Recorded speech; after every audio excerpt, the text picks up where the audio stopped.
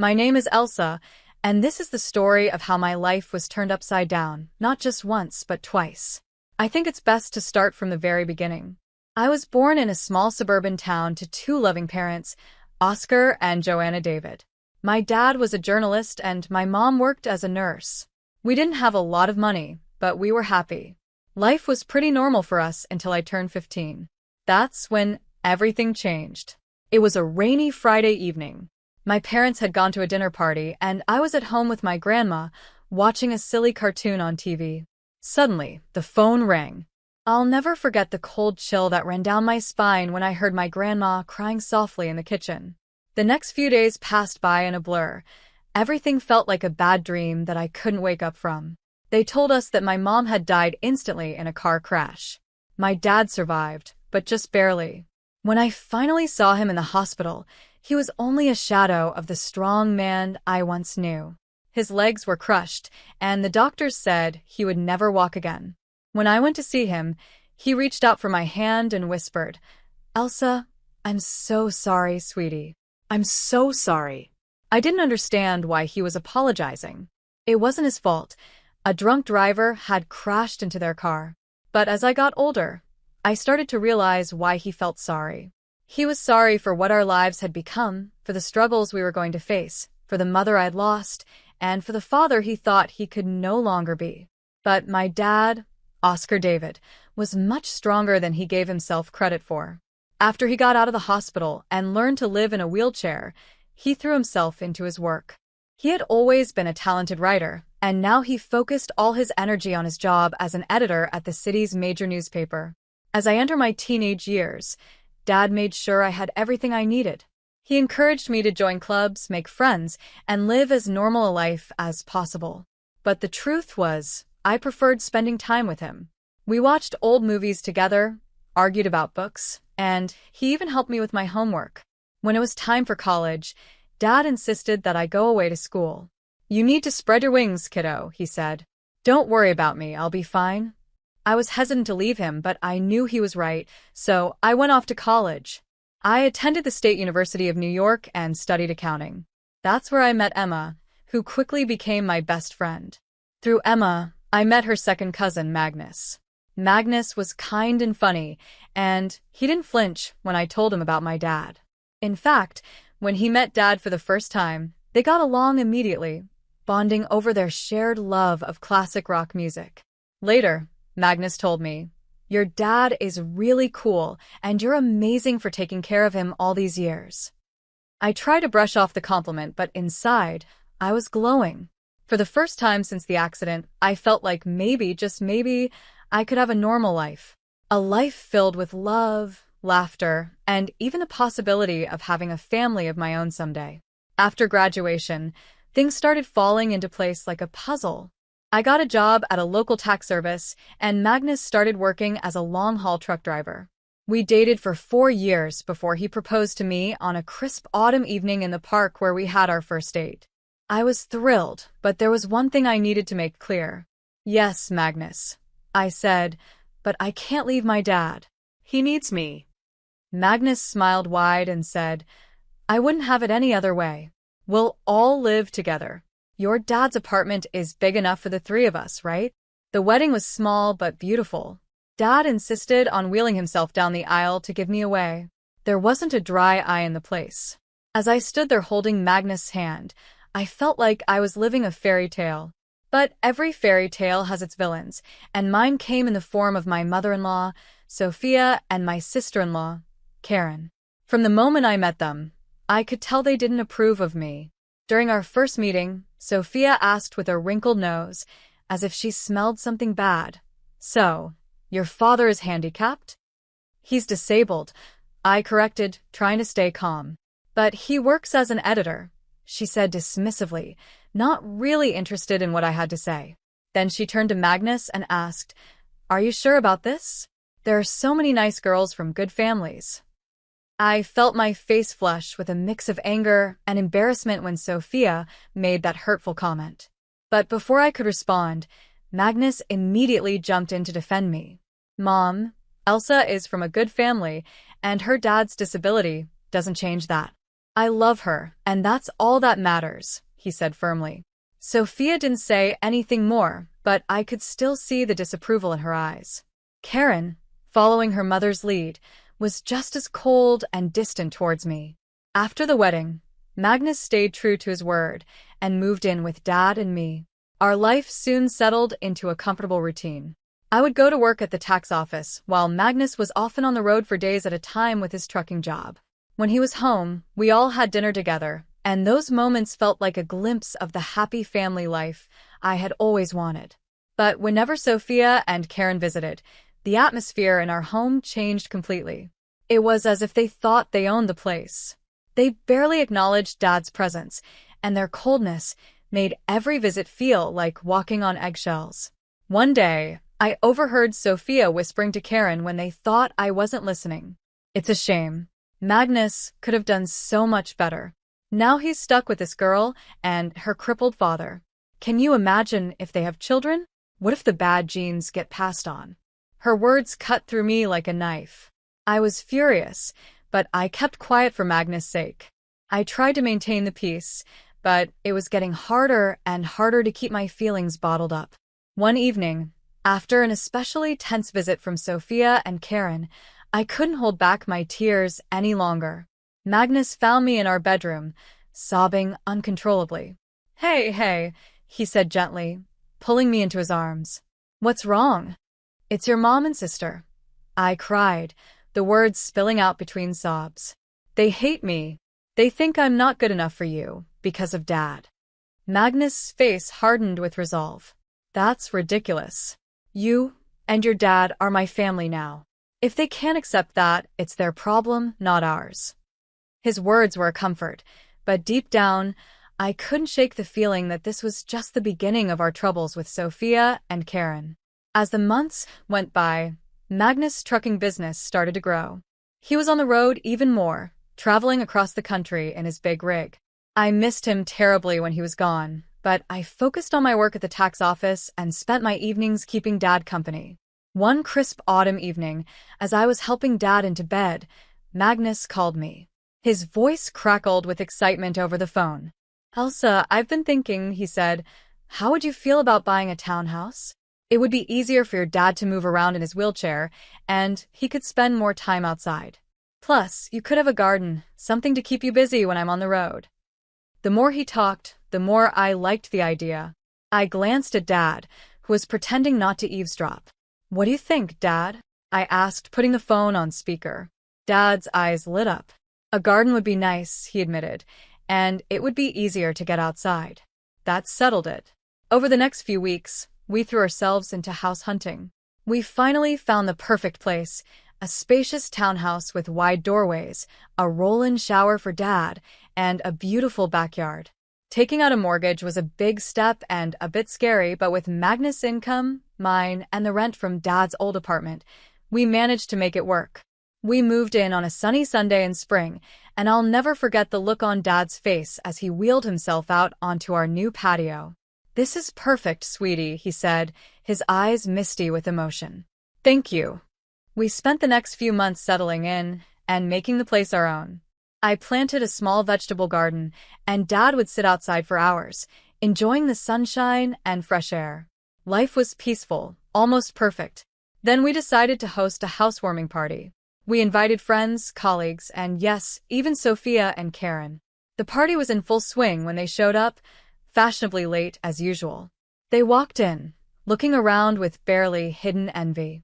As we toured the house, I could see Sophia's mind working, calculating something. When we reached the master bedroom, Sophia turned to me with a sly smile. "You know, Elsa," she said quietly, "this would be perfect for Magnus and me. Why don't you send your father to a nursing home? Then I could move in here." I felt like I'd been slapped. "Excuse me?" I managed to say, barely keeping my voice steady. "Oh, don't look so shocked," Sophia continued, her tone condescending. "Your father isn't well. He's not a whole person anymore, is he? He doesn't need all this luxury. A nursing home would be more than enough for someone in his condition." Before I could even respond, Sophia marched out to the patio where Dad was chatting with some guests. To my horror, She grabbed the handles of his wheelchair and started pushing him toward the driveway. "Sophia," I shouted, running after her. "What are you doing? If he won't go to a nursing home, he can stay outside," she sneered. "That's what you wanted, isn't it? For him to be outdoors." I was shaking with rage and disbelief. Thankfully, Magnus heard the commotion and came running. His face turned red with anger when he saw what his mother was doing. "Mom," he yelled, "what the hell are you doing? Let go of Oscar's chair right now." Sophia looked shocked by Magnus' tone. "But honey, I don't want to hear it." Magnus cut her off. "You and Karen need to leave now." After they left, Magnus apologized over and over to Dad and me. "I'm so sorry," he said, his voice breaking. "I never thought they would do something like this." "I had no idea she would do that," Magnus said, his voice heavy with regret and sorrow. "I'm just so sorry." Dad reached out and gently patted Magnus' hand. "It's not your fault, son," he said with a comforting tone. "Some people just can't understand." After that shocking incident with Sophia and Karen, life slowly settled into a new routine. They kept their distance, which was perfectly fine with me. I had no desire to see them again, and it seemed they felt the same way. Magnus focused on his work, taking on more long-haul routes to help pay for our new home, and I split my time between my job at the tax office, taking care of our home, and looking after Dad. The next 4 years passed by quickly, almost too quickly. Our life became comfortable and predictable. Magnus was on the road most of the time, driving his big rig across the country, but when he was home, our little family was happy. Dad's health was stable, and he seemed content, spending his days in the garden or working on his editing from home. We had created a peaceful life together, one that felt safe and secure. But then came the call that shattered my world. I was at work, going through my usual routine, when my phone rang. The voice on the other end was unfamiliar, a man who introduced himself as Officer Andrew from the Highway Patrol. My heart immediately sank. "Yes," I barely managed to say, my voice trembling. "I'm sorry to inform you that your husband, Magnus Walker, has been in a serious accident," the officer said. The rest of the conversation was a blur. Words like head-on collision and "didn't make it" floated around me, but I couldn't fully grasp their meaning. It wasn't until I heard myself thanking the officer and hanging up the phone that the reality began to sink in. Magnus was gone. The next week was a haze of grief and disbelief. I went through the motions of planning the funeral like a robot, barely understanding what was happening around me. It all felt surreal, like I was living someone else's nightmare. The day before the funeral, I knew I had to do something that filled me with dread. I had to call Sophia. Despite everything, I thought she deserved to hear about her son's death from me, not from a newspaper obituary. With shaking hands, I dialed her number. After a few rings, Sophia's sharp voice answered. "Hello." "Sophia, it's Elsa," I said, my voice trembling. "It's about Magnus. He's gone." There was an accident. There was silence on the other end of the line, and for a moment I thought she might actually show some compassion. But then, to my shock, Sophia's voice came back, dripping with anger. "This is your fault," she hissed. "You made him work so hard, driving that truck to pay for your fancy house. You killed my son." I was stunned, completely taken aback by her cruelty. "Sophia, that's not." "Save it," she snapped, cutting me off. "I expect you to give him the best funeral money can buy, but don't expect a penny from us. You made your bed. Now lie in it." With that, the line went dead. I stood there, phone in hand, tears streaming down my face. How could she be so cruel? How could she blame me for this? My grief was already overwhelming, but Sophia's words added a new layer of pain that I didn't know how to handle. The day of Magnus' funeral was gray and rainy, perfectly matching my mood. The church was full. Magnus was well-liked in the community, and it seemed like half the town had come to pay their respects. But as I stood there, receiving condolences from friends and neighbors, I noticed that Sophia and Karen were nowhere to be seen. They hadn't even bothered to show up for their own son and brother's funeral. Dad reached out and squeezed my hand, his touch grounding me in the midst of my sorrow. "It's their loss, sweetie," he said softly. We're family, and we'll get through this together. After the service, we drove back home in silence. As we pulled into our driveway, something seemed off. The lights were on in the house, which was strange, because I was sure I had turned everything off before we left. "Did you leave any lights on, Dad?" I asked, frowning. He shook his head. "No, I don't think so." As we got closer, I noticed movement inside the house. My heart started pounding. Were we being robbed? On the day of Magnus' funeral? I quickly helped Dad out of the car and into his wheelchair, my mind racing with fear and anger. Should I call the police? But as we approached the front door, I heard familiar voices inside. A chill ran down my spine as I recognized them. I pushed open the door to find Sophia and Karen in our living room, surrounded by boxes and pieces of furniture. "What the hell is going on here?" I demanded, my grief momentarily forgotten in the face of this outrageous intrusion. Sophia turned to me, her face a mask of fake sympathy. "Oh, Elsa dear, we're just helping you pack up. After all, you can't possibly afford to keep this place now that Magnus is gone." I was speechless, completely caught off guard by their audacity. Karen added, her voice sickeningly sweet, "Don't worry. You can go back to your father's apartment. It's cozy." I could feel the anger building inside me, rising like a tidal wave. "Get out," I said, my voice low and dangerous. "Get out of my house right now." Sophia had the nerve to look offended. "This house belongs to us now. All of Magnus' property does. We're his family, after all." "Like hell you are," I exploded. "Where were you today? At his funeral?" "Oh, that's right. You couldn't be bothered to show up." Sophia waved her hand dismissively. "We were busy making arrangements. Now be a good girl and start packing. We'll need you out by tomorrow." I couldn't believe what I was hearing. These women hadn't shed a tear for Magnus, hadn't even attended his funeral, and now they were trying to kick us out of our home. My home. The home Magnus and I had built together. "I'm calling the police," I said, reaching for my phone. I pulled out my phone, my hands shaking with a mix of fear and determination. Sophia and Karen exchanged worried looks, clearly not expecting me to fight back. "Now, Elsa?" Sophia began, but I cut her off, my voice firm and unwavering. "No."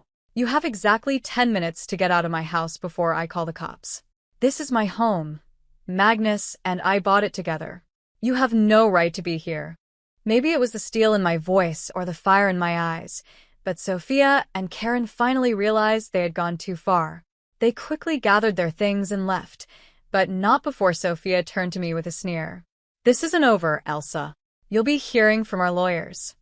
The days after Magnus' funeral were a blur of grief, anxiety, and endless paperwork. I threw myself into sorting out Magnus' affairs, partly to keep busy, and partly out of fear that Sophia and Karen would try to take what wasn't theirs. A week after the funeral, I received a call from a local law firm. My heart pounded as I answered, terrified it was Sophia following through on her threat of legal action. "Mrs. Walker?" a crisp, professional voice asked. "This is Scott Thompson from Thompson and Partners. I'm calling about your late husband's will." I felt a small flicker of hope. "His will? I didn't know he had one." "Yes, ma'am. Mr. Walker came to see us about 5 months ago. He asked that we contact you in the event of his passing." I scheduled an appointment for the next day, my mind spinning with questions. Why hadn't Magnus told me about this? What did it all mean? The next morning, I wheeled Dad into Mr. Thompson's office. The lawyer greeted us warmly, his kind eyes crinkling at the corners. "Mrs. Walker, Mr. David, thank you for coming in," he said, gesturing for us to sit near his desk. "I'm sorry for your loss." Mr. Thompson opened a file on his desk. "Now, as I mentioned on the phone, your husband came to see us to draft his will. He was very clear about his wishes." I held my breath as Mr. Thompson began to read. "I, Magnus Walker, being of sound mind, do hereby leave all my worldly possessions to my beloved wife, Elsa Walker." I gasped, and Dad's grip on my hand tightened. Mr. Thompson continued, "This includes our home, my truck, and all our savings. It is my wish that Elsa use these resources to care for herself and her father, Oscar David, whom I have come to love as my own. Tears streamed down my face. Even from beyond the grave, Magnus was taking care of us. There's more, Mr. Thompson said gently. Mr. Walker left a letter for you. He handed me an envelope. With shaking hands, I opened it and began to read. My dearest Elsa, if you're reading this, it means I'm gone. I'm so sorry for leaving you and Oscar. Please know that you two are the best thing that ever happened to me. I made this will because I know how my mother and sister can be. I didn't want to worry you, but I needed to make sure you and Oscar were protected if anything happened to me. You're my real family, Elsa, you and Oscar, not them. Take care of each other, live your lives to the fullest, and know that I'll always be watching over you. All my love, Magnus. I clutched the letter to my chest, sobbing. Dad was crying too, his weathered hand patting my arm in silent comfort. Mr. Thompson gave us a moment before speaking again. Mrs. Walker, there's one more thing. Your husband's truck was insured. Given the circumstances of the accident, the insurance company will be paying out the full value of the policy. I looked up, sniffling. What does that mean? Mr. Thompson gave me a small smile and said, it means you'll be receiving a large sum of money, enough to pay off your mortgage and more. As we left the lawyer's office, I felt like a weight had been lifted from my shoulders. We were going to be okay. Magnus had made sure of it. But as we pulled into our driveway, I noticed a familiar car parked on the street. My heart sank as I recognized Sophia's sleek sedan. Oh no, I muttered, dread creeping in. What now? Sure enough, Sophia and Karen were waiting on our front porch. But this time, I wasn't afraid. I had Magnus' letter in my pocket and the strength of his love in my heart. Elsa, Sophia began as we approached, her voice sickly sweet. We need to talk about Magnus' estate. I stood tall, looking her straight in the eye. No, Sophia, we don't. Magnus left everything to me. It's all legal and official. Do you want to know why? Because we were his real family, not you. Now, please leave. You're trespassing on my property. For once, Sophia was speechless. Karen tugged at her arm, whispering urgently. With one last venomous glare, they got into their car and drove away. The weeks after our meeting with the lawyer were busy. I threw myself into settling Magnus' affairs, grateful for the distraction from my grief. The insurance payout came through, and just as Mr. Thompson had said, it was enough to pay off our mortgage with plenty left over. One afternoon, as I was going through Magnus' desk, I found a small notebook. Curious, I opened it and saw pages filled with his messy handwriting. It was a journal of sorts, full of his thoughts and plans for our future. Thinking about starting a college fund for our future kids. One entry read, "Want to make sure they have the best start in life." My heart clenched as I realized how much Magnus had been planning for a life we would never get to live. But at the same time, I felt a deep sense of gratitude. Magnus had loved me and Dad so much that he had thought of everything, even when he knew his family might try to take it all away. Magnus and I had often talked about having children someday, but we decided to wait until we were more financially stable. Now, reading Magnus' private hopes and dreams in that notebook, I felt a fresh wave of grief wash over me. "Oh, Magnus," I whispered, holding the notebook close to my chest. We had so many plans. That night, I tossed and turned, unable to sleep. My mind kept drifting back to the journal, to the future we would never have. When I finally drifted off, I dreamed of Magnus. In my dream, he was smiling at me, his eyes full of love and reassurance. He held out his hand to me and said, "It's okay, Elsa. Everything's going to be all right." His words, even in a dream, brought me a sense of peace I hadn't felt in weeks. I woke up the next morning feeling different. I couldn't quite put my finger on it, but something had changed inside me. As I got ready for work, a sudden wave of nausea hit me, and I barely made it to the bathroom in time. The morning sickness didn't go away in the days that followed. At first, I thought it was just the stress and grief taking a toll on my body, but a small voice in the back of my mind suggested something else. After a week of this, I found myself standing in the pharmacy, staring at the shelves of pregnancy tests. My hands trembled as I picked one out and hurried home. The 5 minutes I waited for the result felt like the longest of my life. My heart pounded in my chest, and when I finally looked at the test, there were two clear blue lines. I sank to the bathroom floor, overwhelmed by a whirlwind of emotions, joy, fear, grief, and hope all swirling together. "Elsa?" Dad's voice came through the door, filled with concern. "Everything okay in there?" I opened the door, tears streaming down my face. Dad's expression shifted from concern to alarm. "What's wrong, sweetie?" he asked, stepping closer. I held up the test, my hand shaking. "I'm pregnant, Dad," I whispered, and then I fell into his arms, sobbing. He held me tightly, stroking my hair like he used to when I was a little girl. "It's okay," he murmured softly. "It's going to be okay. You're not alone, Elsa, and this baby is a gift. A piece of Magnus that will live on." His words hit me deeply, and the fear that had been gnawing at me began to fade. This baby was a part of Magnus, a continuation of our love. Suddenly, a strong determination welled up inside me. "You're right," I said, wiping my eyes. "This baby is a gift, and we're going to be okay." Dad smiled, his eyes crinkling at the corners. "That's my girl. Now, let's get you something to eat. You're eating for two now, after all." As we headed to the kitchen, I felt a sense of hope growing inside me. The road ahead would be challenging, but with my father by my side and Magnus' child growing within me, I knew we could face anything. As my belly grew with our child, I found strength I never knew I had.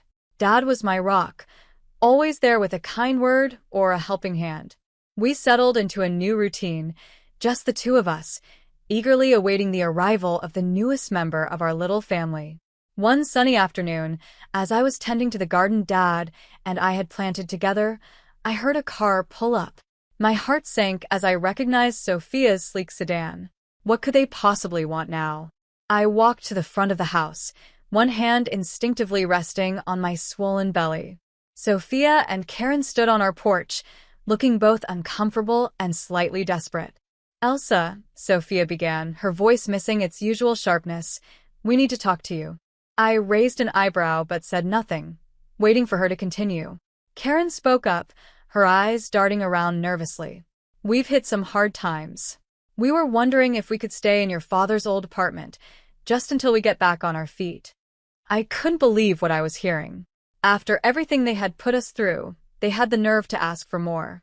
"I'm sorry," I said, my voice firm but calm. "That's not possible.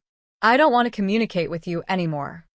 Sophia's eyes narrowed as she noticed my pregnant belly, and her face twisted with shock and disgust.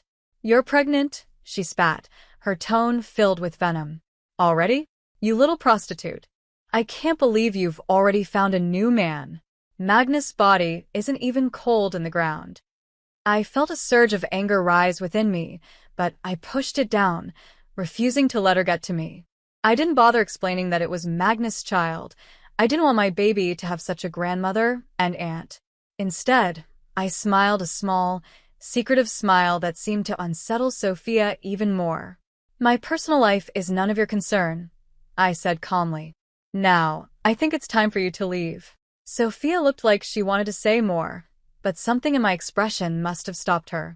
She turned on her heel, grabbing Karen's arm, and I watched as they drove away. As their car disappeared down the street, a sense of peace washed over me. I had stood my ground, protected my family, and kept my dignity. Magnus would have been proud.